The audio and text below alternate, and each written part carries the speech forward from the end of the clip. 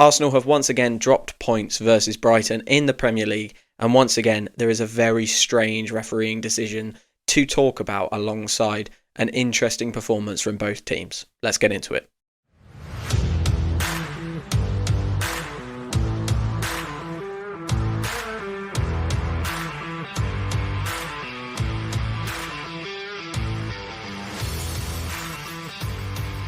Yes, hello and welcome back to another episode of Arsenal Unfiltered, your 3 times a week dose of Arsenal podcast coverage.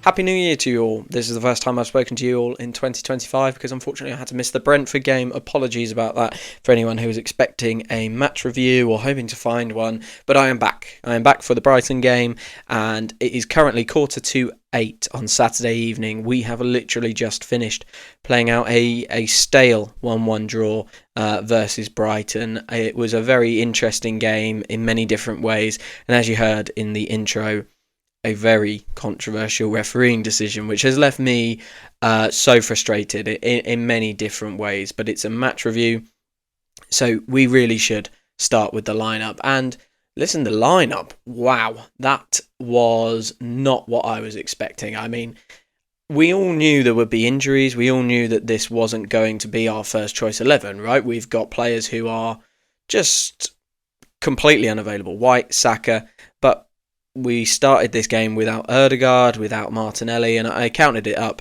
We have currently 8 players, or at the start of this game, I should say, we had 8 players not available for us. White, Timber, Tomiyasu, Ødegaard, Martinelli, Havertz, Saka, Sterling, all not fit enough to make the squad or the starting 11.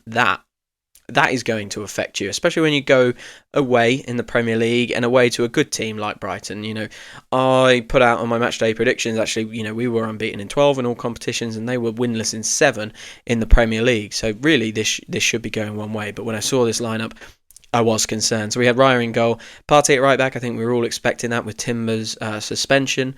Saliba, Gabriel, Calafiori. No issues there, but then you move into the midfield. Rice, Jorginho, Marino. We believe Ødegaard was too ill to start, and you know we've had this bug going around the camp. It kept Kai Havertz out of the previous game against Brentford. It kept him out of this game as well as we move into the forward line. Nwaneri, Jesus, Trossard. Now I didn't think Nwaneri would start.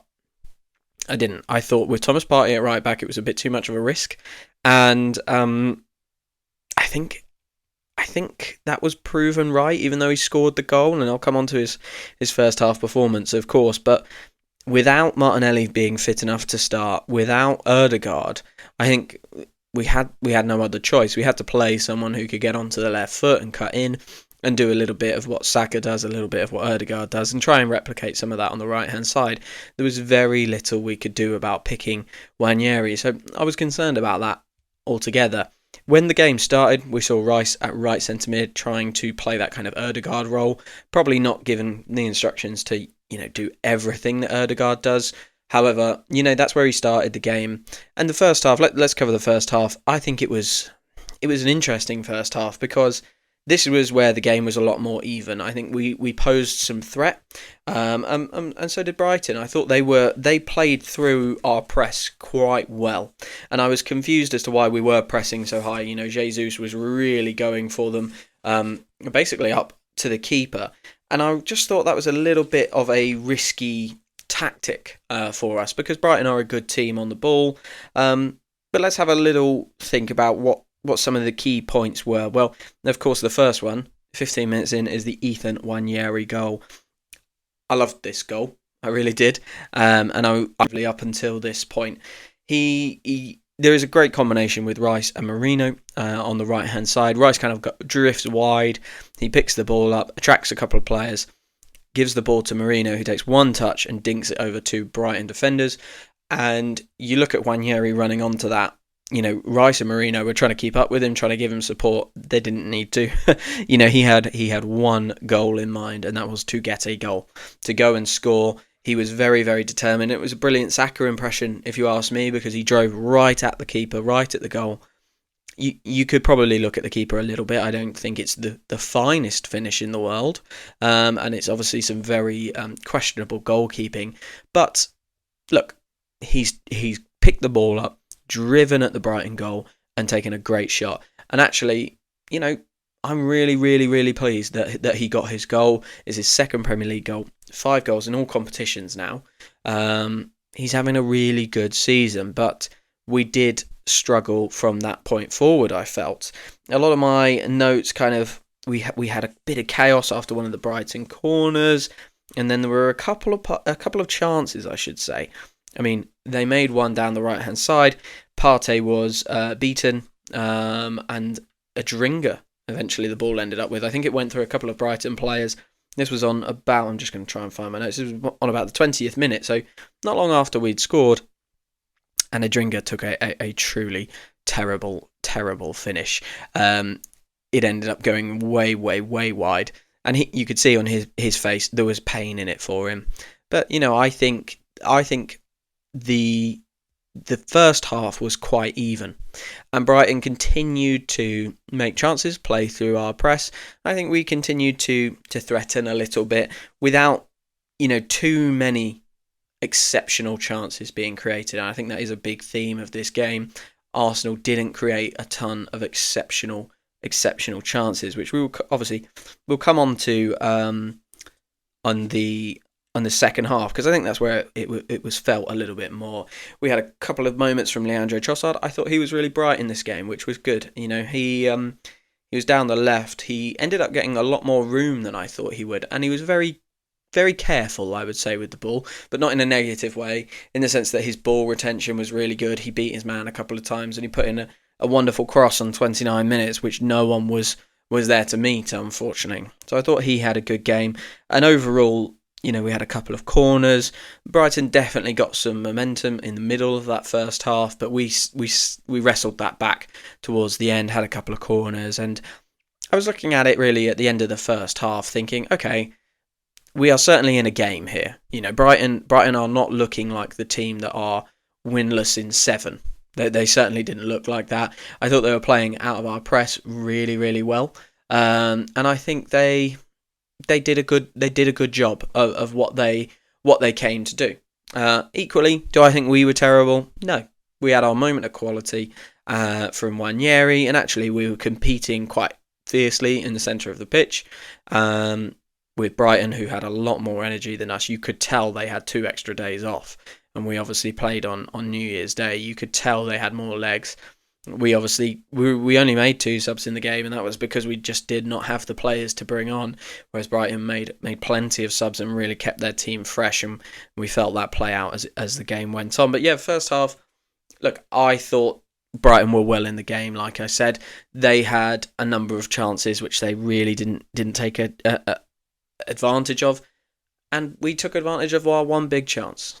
So look, that's where I was at half time. We were the team that finished our chances. They weren't. And I was hoping at half time to see Martinelli come on.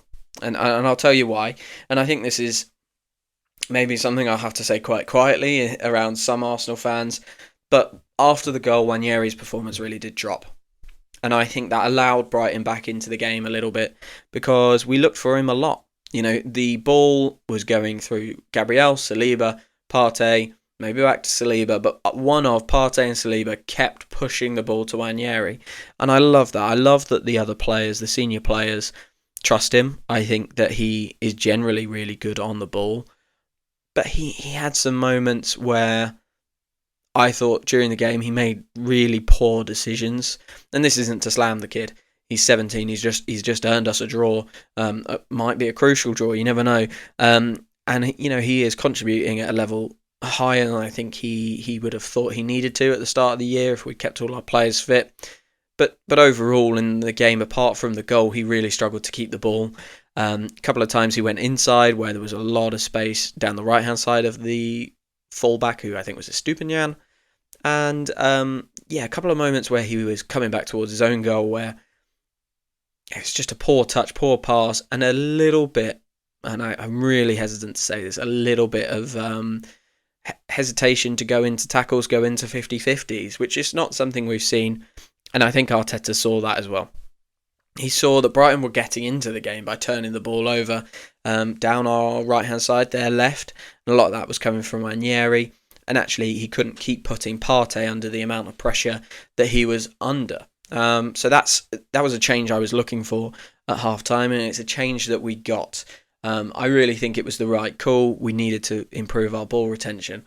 We had a yellow card for Nwaneri just before half time, where he was booked for taking too long over a corner, and this is where some of the frustration with the refereeing started to boil over. I think from Arsenal fans online and probably Arsenal fans in the stadium, that we are seeing yellow cards for moments like that and not for kind of really clear fouls that were going in from the Brighton players. I don't think Brighton are a dirty team in any way, shape or form, but Anthony Taylor allowed them plenty of 50-50s to go their way. And, I'm really reticent to criticise that, because actually, do I want 50-50s to always be called as a free kick? No, I don't. I really don't. But that has to go both ways for both teams, and maybe I'll feel different tomorrow morning. But just about 20 minutes after the game ended at this point, and I really feel that he let a lot go for Brighton, and therefore their intensity of their challenges rose, and Taylor couldn't change that momentum.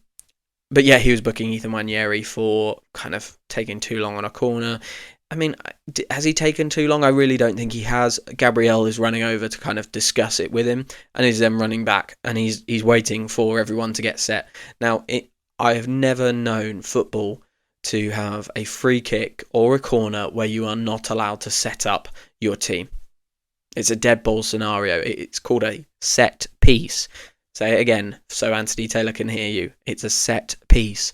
Why we aren't allowed to set up our team in that scenario is mind-boggling. And I think a lot of people put the halftime sub down to that yellow card.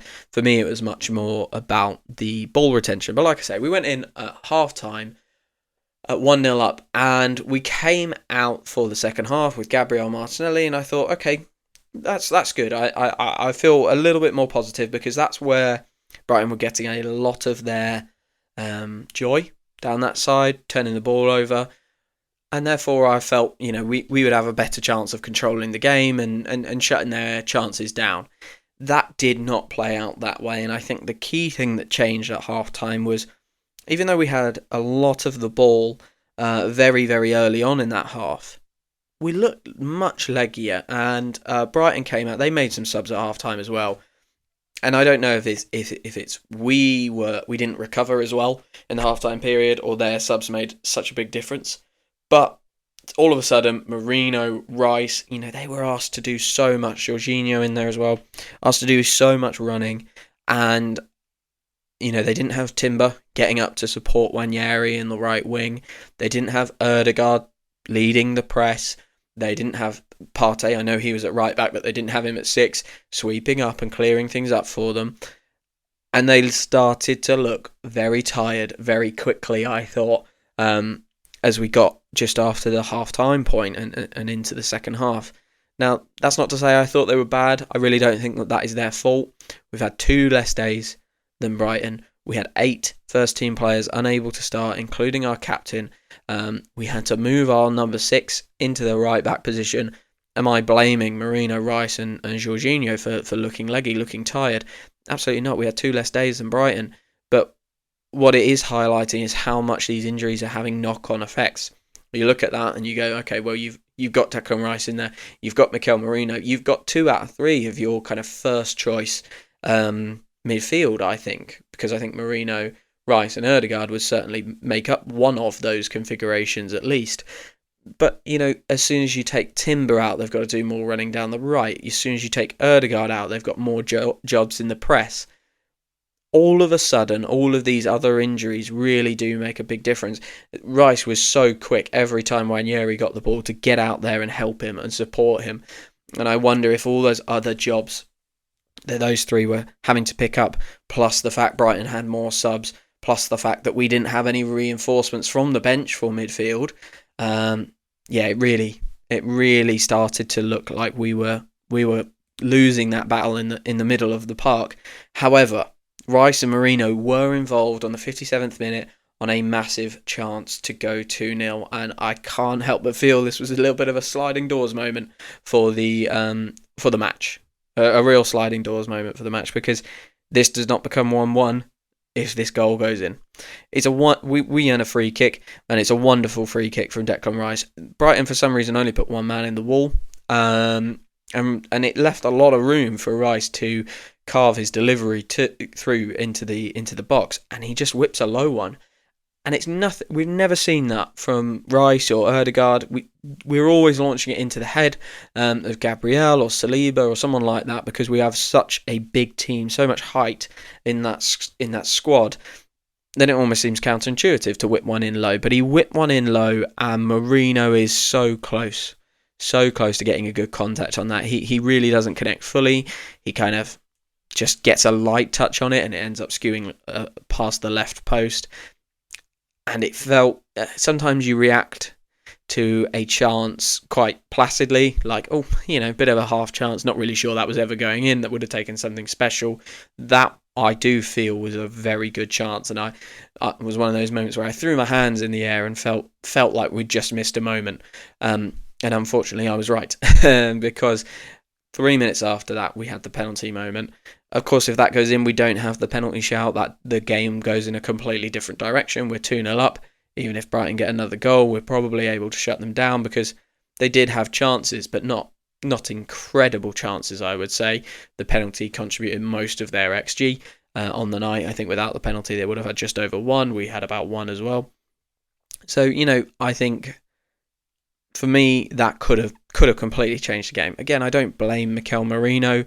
I don't think it's one of those you must score moments, but I think it's another one of those moments, especially in this game, that just didn't quite go our way, and all of a sudden Brighton were down the other end, getting one of the strangest penalties you will ever see in your life. Now, I've pulled up a video of this penalty because I don't want to react emotionally to this. I've reacted emotionally online already. I've said my piece about Anthony Taylor. And I'm trying to rationalise this penalty. So the ball is bouncing around in the box, and I'm just going to hit play on this now. The ball's bouncing around in the box. João Pedro flicks the ball up, okay?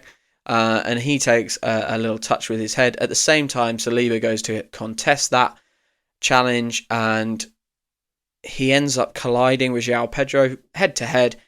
A clash of heads during an aerial challenge is not something we have never seen in football, right? It is something we see all the time. But this one resulted in a penalty.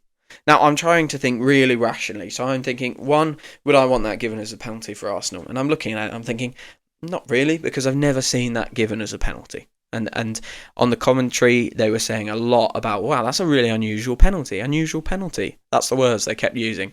What they mean is it's absolute rubbish, right? Because we've never seen that before, and there's definitely been scenarios where there's been clashes of heads, okay, and players have gone for the ball and they've clashed heads, and it's just been part of the game.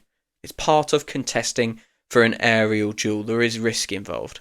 But again, I'm trying to take my Arsenal hat off and say, okay, well, actually, João Pedro's taken a touch, yeah? And if João Pedro's taken a touch and he has since then been impeded by William Saliba, fair enough, that's a penalty. That is a penalty.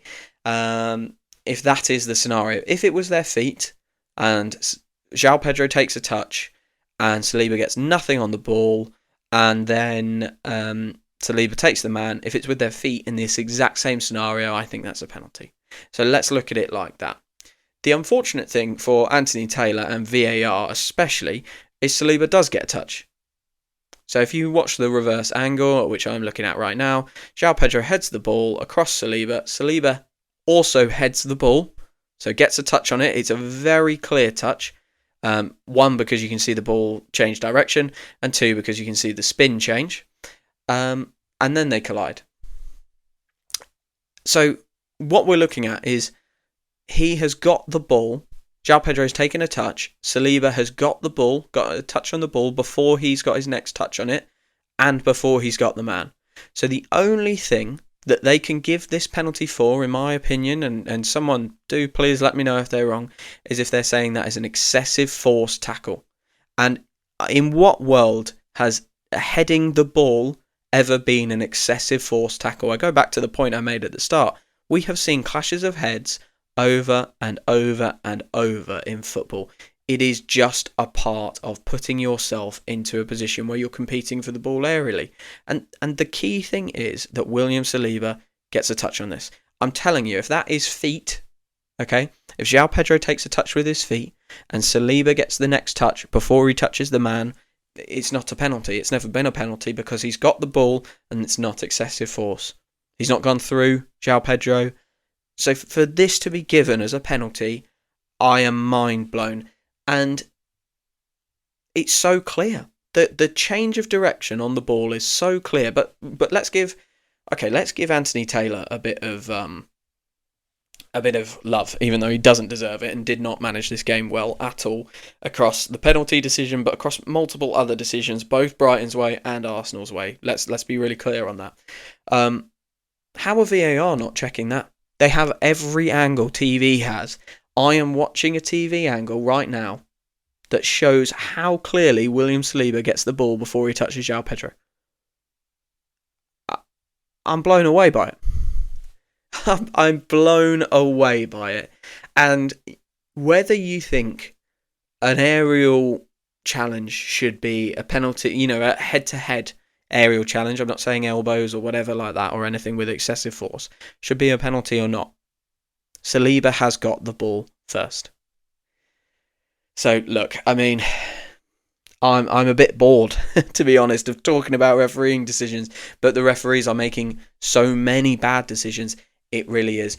It really must be spoken about. In the age of VAR, how that has been given as a penalty, I have no idea. No idea. But listen, I'm going to go for a quick break now, and we are going to come back and actually discuss Arsenal's second half performance, not Anthony Taylor or VAR's second half performance, but we'll discuss Arsenal's, and we'll discuss what some of the injuries meant that we weren't able to do in the second half. Hello guys, and Happy New Year. Sorry, I just want to interrupt this podcast, this match review podcast, just to say a massive thank you for listening to Arsenal Unfiltered. This is a growing podcast, and I am publishing 3 times a week, 2 match reviews and 1 episode of the Arsenal Roundup, which is our weekly news show where we will discuss injuries, press conferences, transfer rumours, confirmed transfers, all of the things going on around Arsenal, which isn't a match review. And if you want to hear more of that, and if you want to hear 3 episodes completely free to your podcast provider every single week, all you need to do is go and click the follow button wherever you get your podcasts from. Find the follow button on Spotify, Apple Podcasts, Audible, wherever you listen. Hit follow and you will receive 3 free episodes every single week from me, from Arsenal Unfiltered. Thank you very much. Welcome back. Part 2 of the show. I have calmed down a little bit, and I'm not going to talk about the penalty decision anymore. And I'm going to say one last thing on the refereeing performance, in that I thought he got it wrong for both teams in the 50-50s. There were multiple occasions where I thought Brighton probably should have had a free kick. There were multiple occasions where I thought we should have had a free kick. I think that probably swayed in Brighton's favour a lot more, and they got more aggressive in the challenge because of that. But actually, I would want to see more of these decisions, the 50-50s decisions, go without a free kick. I just want to see it be more consistent. But I don't want to keep talking about referees and all of that, although it is a vital part of especially this game with the penalty. But a more important performance is the Arsenal performance. So let's talk about us in the second half. I spoke earlier about the first half and how I said, you know what, I was quite contented when you looked at the lineup and how Brighton had 2 more days of rest. We'd actually competed fairly well in the first half, and we had our moment of quality through Ethan Nwaneri. They were not able to finish their chances in the same way that we were able to finish our big chance. We had some kind of green shoots, I would say, of moments across a corner or 2. And I was okay with the first half performance, not blown away by it, but I thought the Martinelli sub really would change the game and help us keep the ball a little bit better. I thought Martinelli was okay when he came on, but the second half performance, I'm torn. It wasn't good enough. Let's put that out there. It was not good enough. We did not have the attacking thrust. We did not have the legs. And Brighton were able to find another gear that we could not match. And that's not something you say about an Arsenal team or this Arsenal team too much. because they're competitors. They're proper warriors, those lads. Calafiori, Gabriel, Saliba, Rice, Ødegaard to an extent, Kai Havertz, Trossard, Martinelli, Saka. All of these players properly love a battle. They love a duel. Yuri and Timber. They love going one-on-one with their man, and they'll stand up for each other. They are proper players, proper, warriors. Not to be too cringe, but that's how I kind of view them. And it just looked like, some of them weren't there. Some of those players were not available for us. And it also looked like the ones that were available were suffering in the absence of the others and were leggy because of it. I have already mentioned how it felt like they had to do so many more jobs, but we quickly became kind of overrun is how I would describe it. And Brighton kept adding more subs. We only made 2 changes. Martinelli came on, Martin Ødegaard came on. The only other sub I think I would have wanted to see was Miles Lewis-Skelly, but I understand why we didn't do that, because Calafiori was having a good game, and actually he's the most defensively sound out of our left-back options, so yeah, adding legs in there might have been useful, but equally, do you take the risk and potentially lose the game? That would have been properly catastrophic. At the moment, I think we can kind of chalk it up as injuries, illness, poor penalty decision kind of made this not a great result. If we'd lost it, by changing the back four at all to try and add energy, that would have been a very different story, and I think it would have felt very, very different.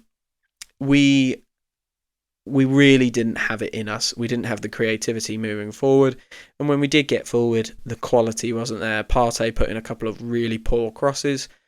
Again, don't want to slam on Thomas Partey. There was a couple of moments with Jesus where he didn't look quite as incisive as he has looked in previous games. And I think overall, one thing that I wanted to kind of talk about on this podcast was how I don't think anyone shone tonight, but I also don't think anyone really stunk the place out. I don't think there's anyone that we can pinpoint and go, that was a really terrible performance and that left us in the lurch. I think the back four were relatively solid. Partey playing out of position did a good job. He was asked to play 90 minutes first against Adringa, and then Matoma came on. And actually, did they get that much? Couple of half chances, but I thought he did all right. Saliba and Gabriel were great. Calafiori was good. The midfield three, I feel real sympathy for them for how much they were asked to do, and actually they were asked to do a lot of attacking work that isn't necessarily always their bag. Merino for me is a box-to-box midfielder, and he arrives late, crashes the box. Is he a creator? No, not for me. Declan Rice definitely isn't a creator. He's a 6, basically being asked to play as 10 tonight. So I have real sympathy for him. Ethan Nwaneri 17. Gabriel Jesus wasn't given any service, basically. I thought Trossard did well. I thought Martinelli was okay when he came on, but lacked incision. But, you've got to look around and go, well, how is Martinelli getting any incision when Brighton seemed to have... It felt like they had another man on the pitch. He doesn't have Yuri and Timber running around him. He doesn't have Martin Ødegaard running around him. He doesn't have anyone running around him. So it's really difficult for Gabriel Martinelli in that scenario. Ødegaard's come on. He's unwell. We believe he's not fit enough to start, whichever way you look at it. I don't think Arteta goes into this game with that midfield, with Ødegaard on the bench if he's fit enough to start. So illness, injury, whatever it is, he's been dropped for that reason. So do I think anyone's had a really bad day, apart from Anthony Taylor? No. But I think overall, we have been really, really pulled apart by those injuries. And I just want to go back to that list, because I think it's quite incredible, this list, of the quality of the players that we're missing as well. It's really, really incredible. I mean, let's just have a quick look. White is a £50 million signing. Yuri and Timber, I think he was 40 million. Tomiyasu, 30 million. Ødegaard, 30 million, probably worth 100 now. Martinelli, 6 million, probably worth 40, 50 now. Havertz, 60 million. Saka, he's a £120 million player. Sterling, all that experience, Premier League winners' medals. Havertz, it's won a Champions League. These guys are all players who, minus probably Sterling, who you'd say... you're really comfortable with them in the starting 11. Really comfortable. This is not like we are missing Jakub Kivior and Marcel Skelly and Ethan Nwaneri, all due respect to them, we are missing really, really key players. And I think when you look around, there will be a lot of chat online about how Arsenal didn't create enough and we didn't do enough going forward. But actually, at the start of this game, we did not have our 4 best attackers. Name me a team that can start a game without their 4 best attackers, and even though they bring on 2 of them are probably not even fit or have fitness issues. I don't know a team that can do that. Oh, and by the way, we're a right side dominant team, and you don't have 3 of your 3 right backs. I really think we need to be careful with how we critique the attack here. I believe we need more attacking players, because for me there should be 6 in that forward line, a front 3 who are our first 11 3, and then the next in line 3. I think Sterling came in to be the 6th, and he has not been good enough. So if we upgrade on him, get someone more reliable, we should go in for a player like Semenyo, like Cunha, someone who can come and be that 6th man, and then sign Isak in the summer, and that replaces Trossard or Jesus. However we do it, I completely sign up to that, because I don't think our attack is quite good enough. I don't think it's good enough to see us over the line, and I've spoken many times on this podcast about, actually, if we're to upgrade anywhere, I would see it being left wing and then buying someone to compete with Havertz up front. I don't necessarily see it being £120 million on a striker who could break their leg almost immediately, and we're still in the same position. So I do think that there is more to add to this attack. Can I critique a midfield of Rice, Jorginho, Marino being asked to do jobs that they really shouldn't be asked to do, and then Nwaneri on right wing at 17, he scored a goal. Can I critique him? I really don't think I can. I thought Trossard had a decent game. I thought Jesus got little to no service. What chance did he have? The one in the first half where Jorginho put him through. It's a poor finish, but he was offside. He was offside a lot. Yeah, let's say that. But before this, he'd scored 6 in 4 games. So I find it really difficult to critique the attack. But ultimately, that's where we're at. And we are just paying the price for the decisions not going our way, variance not going our way. I felt in the previous weeks that had started to turn. The Kai Havertz goal against Palace bounces off the post and lands at his feet. The Jesus goal in the previous game against Brentford, Flecken parries it right back to him, and he takes advantage of it. And I thought, oh, good, we're getting the bounces again. And then all of a sudden we have a hit sickness bug. We got all these players out. The injuries are crucifying us, and Anthony Taylor makes a decision like that. And I know I said I wasn't going to talk about the penalty anymore, but I just feel this is one of those days where you're down to your bare bones. You've got a cluster of injuries as well. You don't have any of your primary attackers. You don't have your top scorer. You don't have your captain. You don't have your primary assist maker on the right wing. You don't have any of those things, and you get a 1-0 lead through your 17-year-old wonder kid, and actually you need to be able to shut up shop, and we did a good job at that, and we do a good job at that. I think we did our job in really difficult circumstances today, and we've been punished by a really poor refereeing decision. Is that me saying we were good today? No way. I don't think this was a good performance. And having looked at it with the kind of 13 Arsenal players who played against all the Brighton players, do I think we deserved to win that game? I don't. And you can say injuries, all you want, and I am saying that it's an explanation as to why we haven't won this game. It's an explanation as to why the attack hasn't clicked and sung and fired off the page. But you still have to give Brighton their due. They used the tools to their disposal, and they got on top of us in the second half, and they did a good job. We weren't able to compete with that.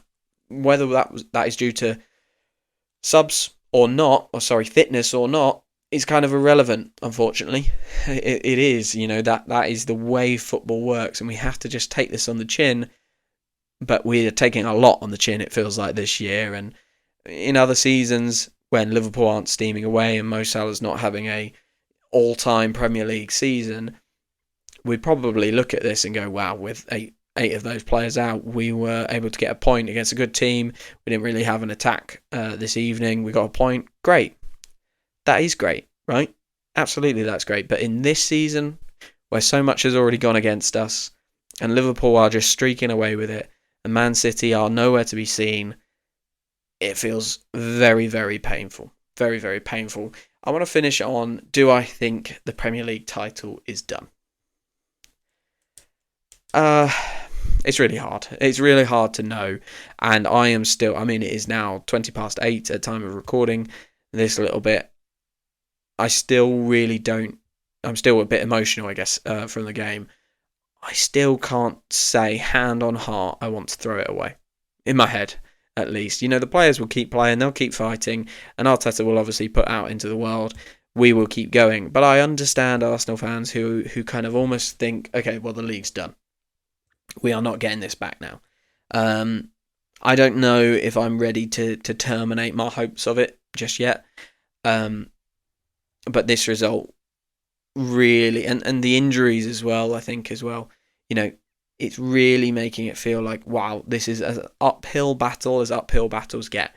What I will say is if we win the Premier League from this point, that will have been, with everything that's gone against us and everything that's happened, that will have been an absolutely Herculean effort from these players. So if we do win it, it might be one of our best ever. And the same kind of idea, if we don't win it, are we really going to feel the pain that we felt in previous seasons? I'm not so sure, and I'm not going to say if we don't win it, I don't care, but I think we'll be able to rationalise this a little bit more. Last year, we put together an all-time run. We were on a 103-point pace from basically January to the end of the season. And Man City got on a 103-point pace as well, but just 2 games earlier. That was the margin, and that one really stung. I think if we lose this to Liverpool, it will be emotionally easier to step away and say, well, look at all these silly red cards and these penalty decisions and these injuries and everything that's gone against us this year. We weren't able to get Sesko. We ended up with Raheem Sterling and all of this stuff that's gone on and has not gone our way. I do think if we don't win the Premier League, we will be able to rationalise it a little bit more. We are nearly 40 minutes through. I'm going to end it there. This has been a slightly different match review because I've done it so close to the game finishing. But I just wanted to jump on and talk about it very, very quickly. Like I said in the middle, if you have enjoyed this episode or any episode of Arsenal Unfiltered, please do consider following us wherever you get your podcasts. I do this podcast 3 times a week. I really enjoy doing it. And if you follow, you will get 3 episodes completely free every single week. So drop me a follow. It would really help me grow this kind of evolving community. I'm really enjoying doing it. Let's hope for a better result in our next couple of games. We've got a tough run coming up. We've got Newcastle, Manchester United, Tottenham, all in the next few games. So we need to turn this around and we need to get some players back fit and firing. It will be really exciting if we can get players back and start to ease through some of these cup games. It will make us feel like we've still really got a season to fight for. We still do have the Champions League, the League Cup and the FA Cup, of course. We are in everything. So let's forget Anthony Taylor for the evening. Let's hope that we go into our next few games with more fit players. And let's just remember, whilst we could have been better, I do think there are real mitigations for the players who were on the pitch as to why they weren't able to get this one over the line. I'm going to leave it there. Thank you for following. Thank you for listening. I'll speak to you very, very soon.